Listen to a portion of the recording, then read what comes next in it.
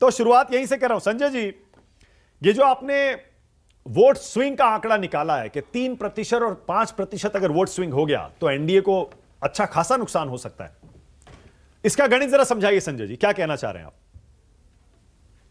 गणित बहुत साफ है।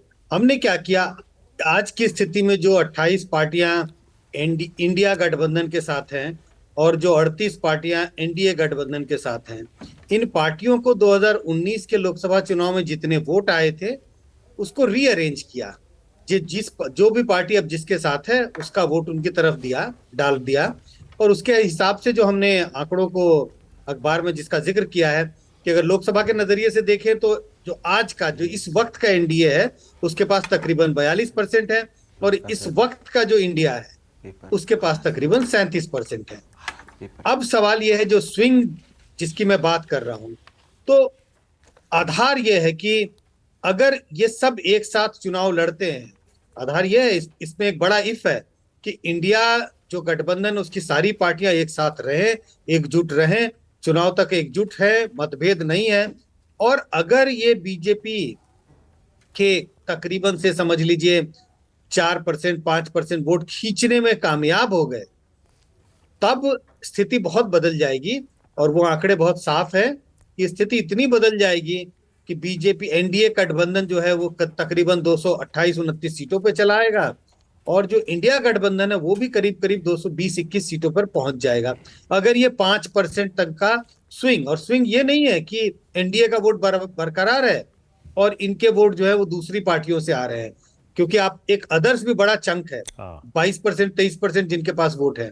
तो गणित यही है, बीजेपी का एनडीए का वोट नीचे जाएगा 5%, और ये मान लीजिए कि यही वोट इधर चला आता है लगभग, तो ये बदलती हुई स्थिति दिखाई पड़ती है। मोटी सी अगर बात करें तो आंकड़े ये बता रहे हैं कि अगर ये इंडिया ग्रुप एकजुट रहा तो बीजेपी को चुनौती मिल रही है, एनडीए को चुनौती मिलेगी। और अगर एनडीए का वोट नीचे गिरने लगेगा और उसी अनुपात में अगर इंडिया का वोट बढ़ेगा, तब मुश्किल आ सकती है एनडीए गठबंधन। ओके, अब आपने जो आंकड़े अपने लेख में भी लिखे हैं, अखबार में, इंटरनेट पर, सब जगह उनकी चर्चा हो रही है, उसमें ये लोकसभा में तो जाहिर है कि एनडीए का आंकड़ा बड़ा है, एनडीए भारी पड़ता है, पर आपके और फैक्ट भी है कि राज्यों में इंडिया गठबंधन के जो घटक दल हैं, विधायकों के मामले में, राज्य सरकारों के मामले में, खासतौर से विधायकों के मामले में, वो भारी पड़ते हैं। क्या लोकसभा चुनाव में यह भी एक फैक्टर रहेगा संजय जी? नहीं, लोकसभा के चुनाव में तो ये फैक्टर रहेगा नहीं। मैंने आंकड़े दोनों तरफ से प्रस्तुत किए, ये कहा कि अगर ये इंडिया गठबंधन को देखें और ये देखें कि आज विधानसभा में इनकी स्थिति क्या है, आज की विधानसभा, तो उसमें ये भारी पड़ते हैं। तो क्षेत्रीय दल, उसमें तमाम क्षेत्रीय दल है, और हमें पता है इन क्षेत्रीय दलों का वर्चस्व है राज्य की राजनीति में। चाहे आप बिहार की बात करें, बंगाल की बात करें, तमिलनाडु की बात करिए, ऐसे तमाम राज्य हैं। तो आंकड़े बहुत साफ बता रहे हैं। अगर आप state level of election, assembly election के नजरिए से देखें, और इन राज्यों में जो पिछला असेंबली इलेक्शन है, साफ दिखाई पड़ता है इंडिया एनडीए पर भारी है। उसकी सीटें, नंबर ऑफ सीट्स ज्यादा है, वोट प्रतिशत ज्यादा है।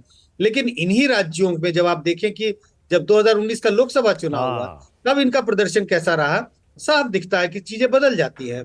303 सीटें आज के एनडीए के पास हैं 2019 के चुनाव के नतीजों के हिसाब से, और ये जो इंडिया गठबंधन है उसके पास 171 सीटें हैं। वोट प्रतिशत के हिसाब से देखें तो एनडीए तकरीबन 5 से 6% इंडिया गठबंधन के आगे निकलता हुआ दिखाई पड़ता है। जहां विधानसभा के नजरिए से बीजेपी एनडीए 5% पीछे है, लोकसभा में 5% आगे चला जाता है। तो ये साफ दिखा रहा है कि regional election, state level election में ये भारी है, लोकसभा इलेक्शन में अभी भी स्थिति उतनी मजबूत नहीं है जितनी इनकी अपेक्षा हो। ठीक है, अब विपक्षी गठबंधन की जो नजरें रहेंगी आपके हिसाब से कौन कौन से राज्यों पर रहेंगी जहां पर इनको वाकई जमीनी स्तर पर उम्मीद होगी कि हम सीटों का बंटवारा भी कर लेंगे, मिलकर लड़ भी लेंगे और कुल 3 से 5% वोट खींच लेंगे? आपके हिसाब से कौन कौन से ऐसे राज्य हैं संजय जी? देखिए, ये कह पाना तो बहुत मुश्किल है माना कि किन किन राज्यों में ये सफलतापूर्वक अपना अलायंस बना के बरकरार रखेंगे, सीटों का बंटवारा कर लेंगे। इसमें बहुत बड़ा प्रश्न चिन्ह है, लगभग उतना ही बड़ा प्रश्न चिन्ह है जितना बड़ा आप प्रोग्राम के पहले कई बार लगाते हैं ना, कहते हैं आज का बड़ा सवाल क्या है। ये बहुत बड़ा सवाल है, क्योंकि इसमें एजम्पशन यही है कि बंगाल में मान लीजिए तीनों पार्टियां एकजुट हैं बीजेपी के खिलाफ, उस एजम्पशन पे चीजें काम कर रही हैं। लेकिन क्या सीटों का बंटवारा ये कर पाएंगे? बिहार में शायद दूसरे राज्यों की तुलना में सुविधा हो। अगर कर्नाटक में इनके साथ जेडीएस आ जाते हैं, हालांकि इस विश्लेषण में जेडीएस नहीं है, जेडीएस बाहर है, हाँ। जेडीएस आ जाता है, जहां एक बड़ी पार्टी होगी और छोटी छोटी पार्टियां होंगी, शायद संभव हो पाए। तो सीटों का बंटवारा तो बहुत मुश्किल है। मुश्किल का मतलब असंभव नहीं है, लेकिन आसान नहीं होने वाला है।